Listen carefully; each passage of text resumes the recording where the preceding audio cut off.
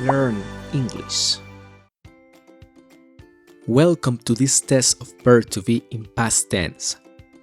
This test includes 40 exercises divided into 4 different blocks. Part 1. 15 exercises about first, third, and second person with verb to be. Part 2. 7 exercises using the word there with the verb to be. Part 3. 10 negative forms of verb to be, and Part 4. 8 questions with verb to be. Let's get started. Block 1. Complete a sentence. Use singular or plural of verb to be as follows.